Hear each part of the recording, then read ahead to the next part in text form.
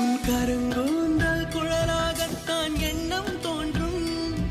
உன் காதோரம் உரையாடித்தான் ஜன்மம் தீரும். உன்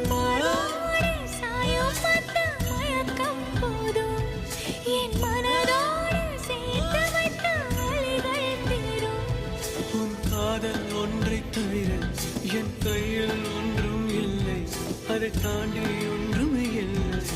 பெண்ணே பெண்ணே நீ இல்லை.